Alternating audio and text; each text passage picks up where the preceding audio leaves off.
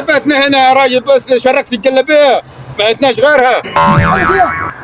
بلد الكرنب ولا بلديه انت بالظبط؟ يا ابوي ما بننظف لك فين، لا يحرق لك اصحابه. كنت بتقول على اصحابه؟ يا ابوي ده ما انت بننظف بتعرف مين لك اصحابه؟ انا اصحابه يعني.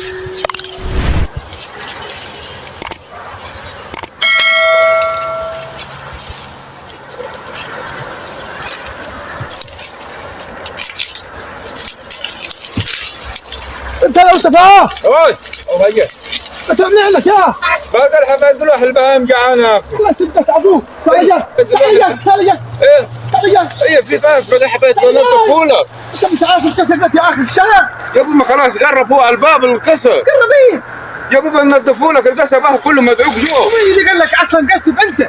ما حبايب البهائم جعانه اخي. انا مش بعت لك على الفيس يا قلت اللي عايز يكسر القصب واللي عايز يشهد واللي عايز يعبي عربيه سكه واللي عايز يقلوح. ما حدش قال. يا كذا انا ما بعت دلال على الفيس يا ما حدش قال لك كنت جيت مستعجل. انا طالب موظفين على الفيس، بعت موظفين قلت اللي عايز يكسر اللي عايز يقلوح واللي عايز يكسر. ماشي ناجي. اما ما سمعتش على الفيس. لا ما سمحت. وبعدين انت من انهي داهيه جاي؟ انا من بلدنا هنا. بلديه. بيتنا هنا يا راجل، بس شركت الجلابيه ما عندناش غيرها.